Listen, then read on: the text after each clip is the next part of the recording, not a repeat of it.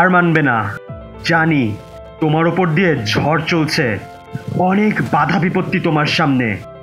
জানি তোমার অবস্থা এখন ভালো যাচ্ছে না, রেজাল্ট খারাপ হচ্ছে, চাকরি পাচ্ছ না, একাকিত্বে ভুগছো, অনেক কষ্টে আছো তুমি। কিন্তু তবুও হার মানবে না, ভেঙে পড়বে না। তুমি একা নও যে কিনা এত কষ্টের মধ্যে আছে সোলজার। তোমার মতো কোটি কোটি মানুষ এখন হাল ছেড়ে দেওয়ার সম্মুখীন। তারা বিষণ্ণ বিপর্যস্ত হয়ে ভেঙে পড়তে চাইছে, কিন্তু আমি তারপরও তোমাদের বলবো হার মানবে না।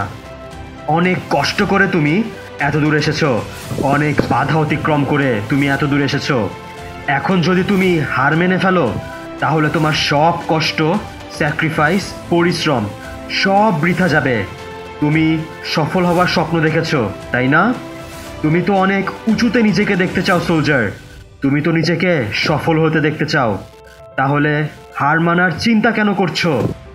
একটা জিনিস মনে রাখো সোলজার, তুমি যদি চেষ্টা করো তাহলে তুমি হয়তো সফল হবে অথবা বিফল হবে, কিন্তু তুমি যদি হার মেনে ফেলো তাহলে কিন্তু কোনোদিনও সফল হবে না।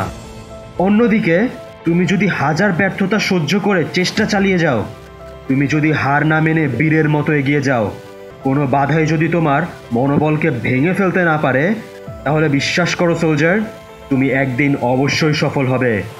যে শত সহস্র বাধা সহ্য করে এগিয়ে যেতে পারে সে একবার না একবার সফল হবেই।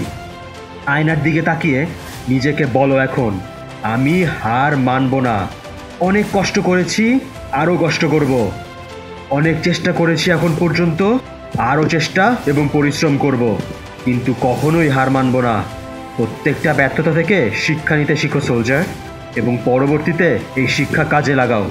ব্যর্থতার কষ্ট উপেক্ষা করে এগিয়ে যাও, সাফল্য আসবেই।